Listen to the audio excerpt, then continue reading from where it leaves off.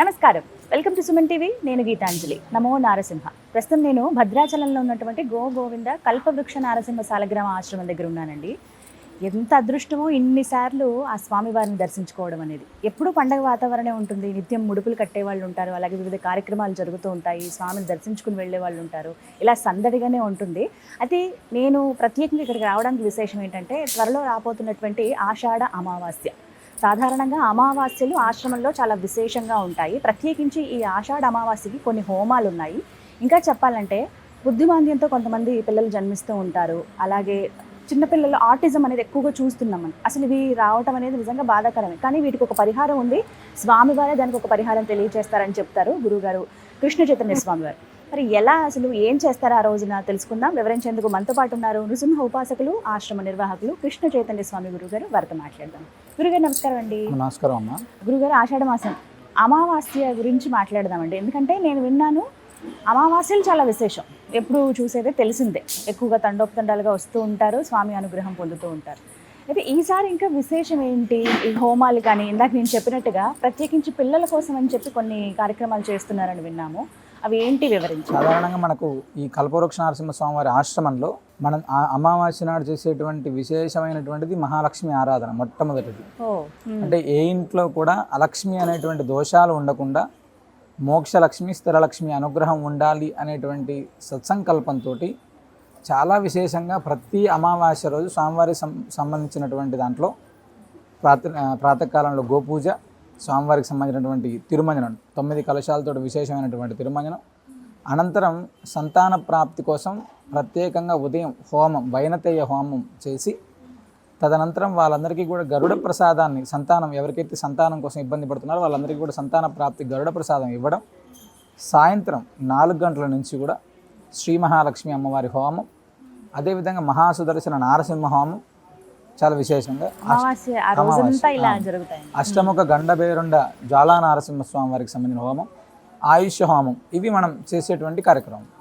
ఈ ఆషాఢ అమావాస్య అనేటువంటిది మనందరికీ కూడా దక్షిణాయన పుణ్యకాలం ప్రారంభమైన తర్వాత వచ్చేటువంటి మొట్టమొదటి అమావాస్య, ఫస్ట్.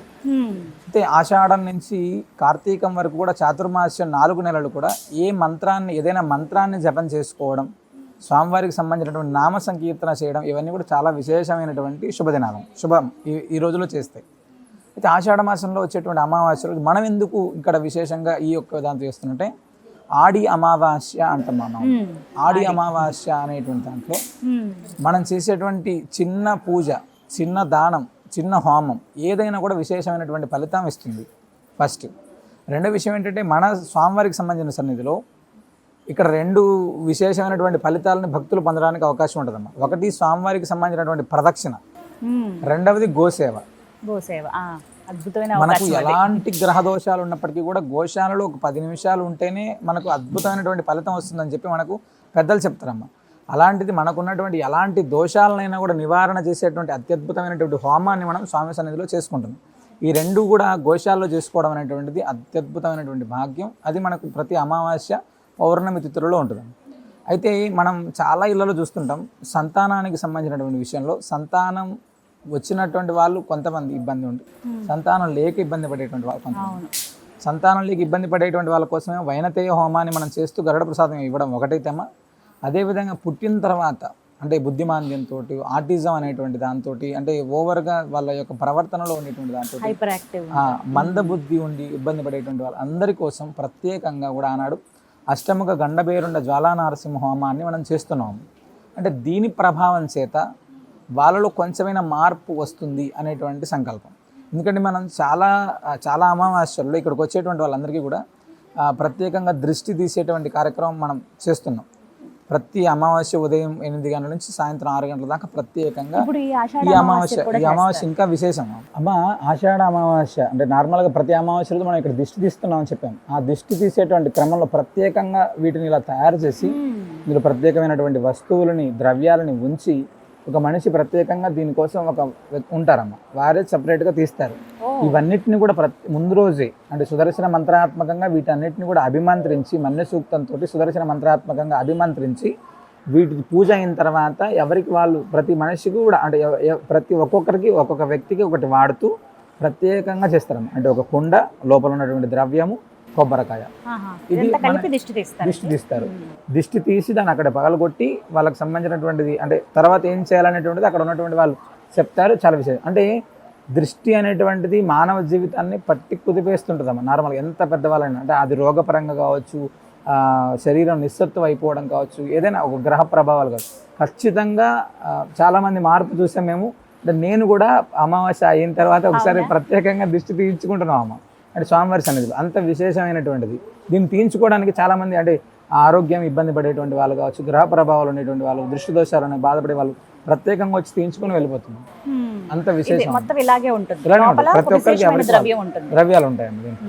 ఆ దృష్టి తీసేటువంటి కార్యక్రమాన్ని చేస్తూనే వచ్చినటువంటి ప్రతి భక్తుడు కూడా వాళ్ళ ఇంట్లో కట్టుకోవడానికి కూడా అంటే ఇక్కడికి వచ్చేటువంటి వాడికి ఒకటైతే ఇంట్లో ఉండేటువంటి అలక్ష్మి అనేటువంటి దోషం తొలగిపోవడానికి ప్రత్యేకంగా హోమ ప్రసాదాన్ని వాళ్ళకి ఇవ్వడం ఒకటి చేస్తున్నాం. సరే, ఇవన్నీ బాగానే ఉంది. ఆ బుద్ధిమాంద్యం ఉండేటువంటి వాళ్ళ కోసం ఏం చేస్తున్నాం అంటే మన దగ్గర ఉన్నటువంటి సాలగ్రామాలు, మన దగ్గర చాలా సాలగ్రామాలను సేకరించుకొని మనం విశేషంగా పూజ చేసుకుంటాం. అందులో ఉండేటువంటి కరాల నారసింహము అనేటువంటిది ఒకటి, ధన్వంతరి నారసింహం అనేటువంటి 2 సాలగ్రామాలకి తేనెతోటి విశేషంగా స్వామివారికి అభిషేకం చేసి ఆ తేనెని మనం ఆ బుద్ధిమాంద్యం ఉండేటువంటి పిల్లలకి, ఆటిజం తోటి మందబుద్ధి లేదా చదువులో ఇబ్బంది వెనుకబడి ఉండేటువంటి వాళ్ళ పిల్లల కోసం ప్రత్యేకంగా ఆ ప్రసాదాన్ని వాళ్ళకి ఇస్తున్నాము ఈ ఆషాఢ అమావాస్య రోజు. అది చాలా విశేషం. అంటే ఆషాఢ అమావాస్య రోజు ఈ యొక్క దర్శనం చేసుకోవడం ద్వారా రోగ బాధలు అనేటువంటివి ఉండవు.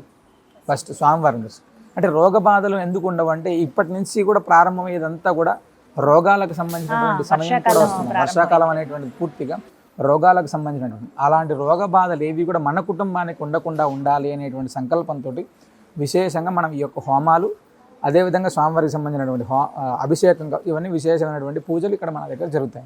మరి ఎవరెవరు పాల్గొనొచ్చు, ఎలా పాల్గొనాలి, ఈ వివరాలు కూడా తెలియదు. ఖచ్చితంగా అంటే స్వామికి ఆర్తితోటి ముడుపు కట్టేటువంటి ప్రతి భక్తుడు కూడా అంటే మన కుటుంబం యొక్క ఉన్నతి కావాలి అనుకునేటువంటి ప్రతి భక్తుడు ఆ రోజు ప్రాతకాలం నుంచి రాత్రి దాకా ఏ సమయంలో అయినా వచ్చి ముడుపు కట్టుకోవడానికి అవకాశం ఉంటుంది. ఒకటి ఫస్ట్. అభిషేకాన్ని దర్శనం చేసుకోవాలనుకుంటే ఉదయం 8 గంటలకు ప్రారంభమవుతుంది, అభిషేక దర్శనం చేసుకోవచ్చు. అదేవిధంగా సంతానం కోసం అంటే ప్రతి అమావాస్య పౌర్ణమి రోజు ఇక్కడ సంతాన ప్రాప్తి కోసం గరుడ ప్రసాదం మనం ఇవ్వడం జరుగుతుంది. ఆ సంతానం కోసం వచ్చేటువంటి వాళ్ళకేమో ఉదయం 8 గంటల నుంచి ఆ యొక్క పరంపర కొనసాగుతూనే ఉంటుంది. అంటే ఆర్థికంగా మేము స్థిరత్వం రావాలి, రోగ బాధలు, రుణ బాధలు అనేటువంటి ఉండకుండా ఉండాలి మన కుటుంబంలో అనేటువంటి వాళ్ళందరికీ కూడా ఆ రోజు సాయంత్రం 4 గంటల నుంచి ప్రత్యేకమైనటువంటి హోమాన్ని నిర్వహించి వాళ్ళందరికీ కూడా స్వామివారికి సంబంధించినటువంటి ఆశీర్వచనాన్ని, ఆ తీర్థాన్ని అన్ని కూడా ఇవ్వడం జరుగుతుంది. ఎవరైనా రావచ్చు, ఎవరైనా పాల్గొనాలి. ప్రత్యక్షంగా అయితే ఖచ్చితంగా పాల్గొనాలి. ప్రత్యక్షంగా ఉంటే స్వామి వైభవం చూడడానికి మన 2 కళ్ళు సరిపోవాలి. అంత అద్భుతంగా ఉంటుంది. ఎందుకంటే మీరు నేను చాలాసార్లు చెప్పాను, స్వామి అంటే అమావాస్య లాంటి పర్వదినాల్లో భక్తులు చేసేటువంటి ప్రదక్షిణలో భగవంతుడు కూడా ఉంటాడేమో. ఎందుకంటే అన్ని వేల మంది స్వామివారికి ప్రదక్షిణ చేస్తూ ఉంటే కూడా ఎవ్వరు కూడా అలసట లేకుండా, ఎలాంటి ఇబ్బంది లేకుండా ఇక్కడికి పాల్గొని ముడుపు కట్టి స్వామివారికి సంబంధించినటువంటి అన్నప్రసాదాన్ని తీసుకొని వచ్చేటువంటి ప్రతి భక్తుడు కూడా అంటే ఇక్కడ మంచి జరుగుతుంది. మేము ప్రతినిత్యం కూడా వింటాం, మన స్వామివారికి ముడుపు కట్టాం, మా పిల్లలకు ఉద్యోగం వచ్చింది, పెళ్లి సెట్ అయింది, ఆ సంతానానికి సంబంధించినటువంటి మంచి జరిగింది, వీసా వచ్చింది, ఇలా ఎన్నో రకాలైనటువంటి ఫోన్స్ ముడుపు కట్టిన తర్వాత అంటే అవ్వలేదు అనేటువంటి వాళ్ళు చాలా తక్కువ, అయింది అని చెప్పేటువంటి వాళ్ళు చాలా ఎక్కువ. అది అంటే ఆర్తితోటి ఇక్కడ ప్రదక్షిణ చేస్తే, అమావాస్య నాడు ప్రదక్షిణ చేస్తే సాధారణంగానే మనం కల్పవృక్షానికి గోమాతకు కలిపి చేసే ప్రదక్షిణ భూ ప్రదక్షిణతో సమానం. మరి అమావాస్య అనేటువంటి విశేషమైనటువంటి పర్వదినాల్లో చేసేటువంటి ప్రదక్షిణకి ఇంకా విశేషమైనటువంటి ఫలితం మనకు దక్కుతుందమ్మ. ఎలాంటి గ్రహదోషాలైనా కూడా తొలగిపోతుంది. సాధ్యమైనంత వరకు ప్రత్యక్షంగా పాల్గొనడానికి ప్రయత్నించాలి. ఇంకేమైనా విశేషాలు ఉన్నాయండి ఆ రోజున? అంటే ఉదయం నుంచి హోమము, దృష్టి, ఇతర సంతాన ప్రసాదము, ఇవి ముడుపులు. అయితే నేను ఒకటి విన్నానండి, ఇక్కడ నిద్రించవచ్చు ముందు రోజు వచ్చి అని చెప్తున్నారు. ఏ విశేషాలు అంటే ప్రతిరోజు ఇక్కడ స్వామివారి సన్నిధిలో అంటే మరుసటి రోజు పొద్దున పూజకి ఎవరైనా హాజరవ్వాలనుకునేటువంటి వాళ్ళు ముందు రోజు రాత్రి వచ్చి నిద్ర చేస్తున్నారమ్మ. మంగళవారం రోజు అభిషేకానికి వచ్చేటువంటి వాళ్ళు ముందు రోజు రాత్రి వచ్చి స్వామివారి సన్నిధిలో నిద్ర చేసి అభిషేకం దర్శనం చేసుకుని వెళ్ళి పౌర్ణమి రోజు ముందు రోజు రాత్రి నిద్ర చేస్తున్నారు చాలా మంది. అంటే ఎలా రోజు నిద్ర చేసేటువంటి వాళ్ళ సంఖ్య రోజు స్వామివారి సన్నిధిలో పడుకుంటే కొంచెం ప్రశాంతంగా ఉంటుంది. ఏదైనా వాళ్ళ శరీరంలో ఏదైనా గ్రహ బాధలు ఉంటే అవన్నీ తొలగిపోతాయని చెప్పి వచ్చేటువంటి వాళ్ళు అమావాస్య ముందు రోజు, అమావాస్య రోజు, ఈ 2 రోజులు ఇక్కడ చాలామంది ముందు రోజు వచ్చి నిద్ర చేసి సంతాన ప్రాప్తికి ప్రసాదం తీసుకొని వెళ్ళే వాళ్ళు కొంతమంది అయితే అమావాస్య రోజు రాత్రి కూడా నిద్ర చేసి మరుసటి రోజు స్వామివారిని దర్శనం మళ్ళీ 2వ దర్శనం చేసుకొని వెళ్ళేటువంటి వాళ్ళు చాలామంది. అంటే నిద్ర ఇక్కడ విశేషం. ప్రాతకాలంలో జరిగేటువంటి సుప్రభాత సేవ కావచ్చు, అభిషేకం కావచ్చు, హోమం కావచ్చు, గరుడ ప్రసాదం కావచ్చు, ముడుపు కావచ్చు, ప్రతిదీ కూడా అత్యద్భుతంగా అమావాస్య నాడు మనం జరుగుతాయమ్మా. అయితే ఎవరైతే భక్తులు అలా ఇక్కడ నిద్రిస్తారో వాళ్ళకి అనుభవాలు కూడా ఉన్నాయని చాలా విన్నామండి. చాలా మేము ఈ మధ్యకాలంలో ఒక లాస్ట్ వైశాఖ అమావాస్య అనుకుంటా, ఒక నేను అసలు ఆయన కింద పడుకోలేరు, ఆయన వచ్చినప్పటి నుంచి నేను కింద పడుకోలేనండి, మంచాలు లేవు. తర్వాత మేము ఇంట్లో పడుకుంటే 11:30, 12, 1 గంట అయినా పడుకోలేము స్వామి అంటే నార్మల్ ఏదో పడుకున్నాము, తెల్లారింది, ఇదే పరిస్థితి ఉంటుంది. రాత్రి ఎలా నిద్రపోయానో ఉదయం ఎలా నిద్ర లేచానో తెలియదు, అంటే కింద పడుకోలేనటువంటి స్థితి మాది.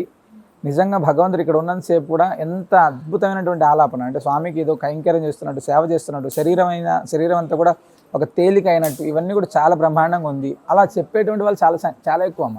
అంటే పడుకుంటే స్వామివారి ఆ సమయంలో వాళ్ళని ఏదో స్పర్శిస్తారో అనేటువంటిది ఇక్కడ బాగా నమ్మకం. ఓకే, విన్నాం ఇవన్నీ కూడా, అంటే ఆ అనుభూతి చెందుతారు చాలా భక్తులు కూడా. మొత్తం మీద ఈ అమావాస్యకి ఆ అదృష్టం కావాలనుకుంటే ఖచ్చితంగా వచ్చి ముందు రోజే రావచ్చు. ముందు తారీఖు ఎప్పుడంటే 24 తారీఖు జూలై 24 వచ్చేస్తే అవునమ్మా.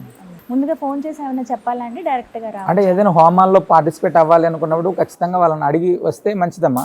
లేదు డైరెక్ట్గా వచ్చి ముడుపు కట్టేటువంటి వాళ్ళు కూడా ప్రతి నిత్యం కూడా వచ్చేటువంటి వాళ్ళు యథావిధిగా వచ్చి వాళ్ళు ముడుపు కట్టుకొని తీర్థప్రసాదం తీసుకొని వెళ్ళచ్చు. నృసింహ రక్ష కూడా దొరుకుతుంది కాబట్టి వచ్చి తీసుకొని వెళ్ళచ్చు.